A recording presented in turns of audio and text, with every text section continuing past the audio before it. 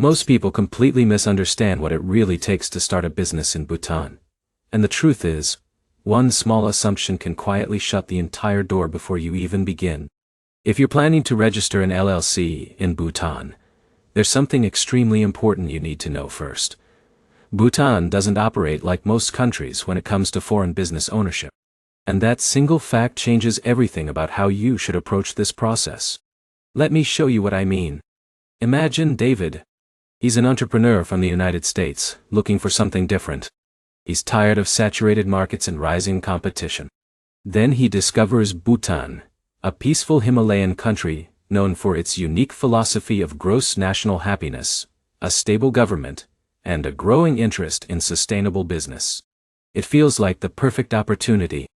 So naturally, he searches online for Bhutan LLC registration. At first, everything seems simple. A few articles mention company formation, some talk about investment opportunities, and others suggest it's possible for foreigners to start businesses. But here's where things get interesting. What David doesn't realize is that Bhutan has one of the most carefully controlled business environments in the world. It's not designed for fast, easy entry. It's designed for alignment with national values, sustainability, and long-term contribution. And this is where most people make their first critical mistake. They approach Bhutan like a typical business destination, expecting quick registration, low barriers, and full ownership. But that assumption can lead to instant rejection. Now, let's rewind for a moment. Before you even think about registering a company in Bhutan, you need to understand the structure of business entities in the country. There is no direct equivalent of an ALCE as you might know it in the United States. Instead, Bhutan offers company structures under its Companies Act, with the most common being a private limited company. And on the surface, this might sound similar. But here's the problem. The rules around ownership, investment, and approval are very different, especially for foreigners. Let's bring in Sarah. Sarah is a digital entrepreneur who wants to expand into ecotourism. She believes Bhutan is the perfect place because of its focus on sustainability and tourism. She decides to move forward quickly. But this is where things can go very wrong. In Bhutan, foreign direct investment, often called FDI, is tightly regulated. You can't just show up, register a company, and start operating. You need government approval first. And not just basic approval. Your business idea must align with Bhutan's development goals. It must contribute to the economy in a meaningful way, and it must fall within sectors that are open to foreign investment. And this is where most people don't realize the challenge. Not all sectors are open. Some industries are restricted. Others require local partnerships. And many have minimum investment requirements that are significantly higher than what beginners expect. So what happens to Sarah? Her idea sounds good, but she didn't check whether her sector was approved for foreign investment. As a result, her application gets delayed, and eventually rejected. And what happens next changes everything. She realizes that success in Bhutan isn't about speed. It's about strategy and alignment. Now let's go back to David. After learning from Sarah's experience, he decides to take a different approach. He starts by researching Bhutan's FDI policy. And this is where things start to become clearer. Bhutan allows foreign investors to set up businesses, but only in specific sectors, such as tourism, its services, manufacturing, and certain types of agriculture. But here's the key detail most people miss. There is usually a minimum investment requirement. In many cases, this can be around $200,000 or more, depending on the sector. And this small detail makes a huge difference. Because if you're planning to start small, like a freelance business or a simple online service, Bhutan may not be the right entry point. But if you're thinking long-term with a structured investment plan, then the opportunity becomes very real.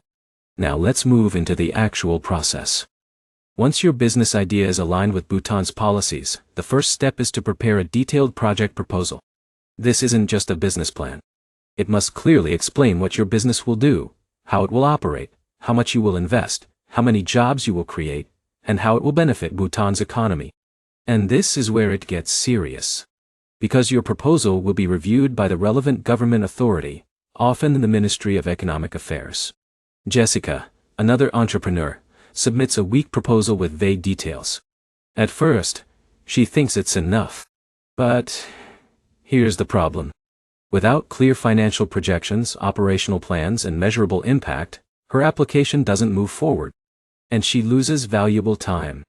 So what's the smarter way to handle this? Work with a local consultant or advisor who understands Bhutan's business environment. They can help you structure your proposal in a way that meets government expectations. Now David does exactly this. He invests time into creating a strong, realistic proposal. And this leads to the next step. Approval. Once your proposal is submitted, it goes through a review process. Authorities evaluate whether your business aligns with national priorities. And this is where patience becomes critical. Because approvals don't happen overnight. But here's where things get interesting. If your proposal is strong and aligned, the approval process becomes much smoother. And this is exactly what happens to David. After several weeks, he receives preliminary approval to proceed. Now comes the company registration phase. This is where your business is formally established as a private limited company. But this is where it gets technical. You need to register your company with the Registrar of Companies in Bhutan. This involves submitting documents such as your approved proposal, identification documents, company structure details, and proof of investment. Emily, who rushed this step, made a mistake in her documentation. And this is where things can go very wrong. Her application was sent back for corrections, causing delays and frustration. So again, attention to detail is critical. Now once your company is registered, you receive a certificate of incorporation. And here comes a small but powerful moment. This is when your business officially exists in Bhutan. But we're not done yet. Because this is where many people assume they can start operating immediately. But there's one detail most people miss. You still need additional licenses depending on your industry. For example, if you're in tourism, you need a tourism license. If you're in manufacturing, you need operational permits. Daniel learned this the hard way. He thought registration was the final step. But when he tried to launch his business, he realized he couldn't legally operate without the necessary licenses. And this delay cost him months. So always check the licensing requirements for your specific sector. Now let's talk about banking. Opening a corporate bank account in Bhutan is another critical step. And just like in other countries, banks require detailed documentation. But here's where it gets challenging. As a foreign investor, you may face additional scrutiny. Banks want to understand your business, your investment, and your financial background. So preparation is key. Now once your account is active, you can deposit your investment capital and begin financial operations. But here's another layer most people don't expect. Currency regulations. Bhutan has specific rules around foreign currency and repatriation of profits. And this is where things can get complicated if you're not careful. So again, working with a financial advisor can make a huge difference. Now, let's pause and look at the bigger picture. At this point, you might feel like the process is strict, controlled, and maybe even overwhelming. And that's completely normal. But here's the insight that changes everything.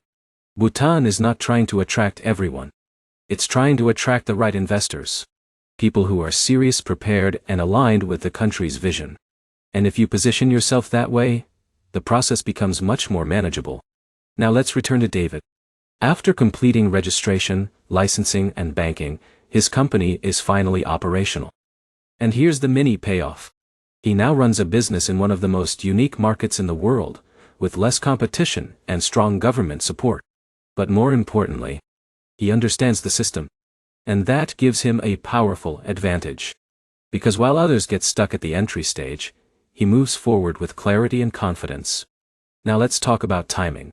How long does it take to register a company in Bhutan? The honest answer: it depends.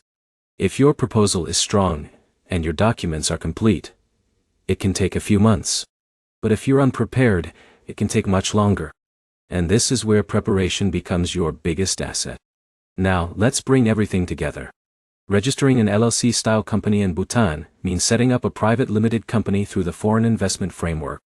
It requires a strong business proposal, government approval, proper registration, industry-specific licenses, banking setup, and compliance with financial regulations. Each step matters. Each decision has consequences. But if you approach it the right way, you unlock something powerful. Because Bhutan is not just another market. It's a carefully protected ecosystem that rewards thoughtful, long-term business strategies. And that's the real opportunity. You're not just starting a company. You're entering a system that values sustainability, purpose, and impact. And once you understand how to navigate that system, you become more than just an entrepreneur. You become strategic. You become intentional. You become someone who doesn't just chase opportunities, but builds them the right way. So if you're serious about exploring unique global business opportunities, Bhutan can absolutely be one of the most rewarding paths. As long as you respect the process. If you found this guide helpful and want more videos that break down complex global opportunities like this, make sure to subscribe to the channel. Because the more you understand these systems, the more control you gain over your future. And that's where real freedom begins.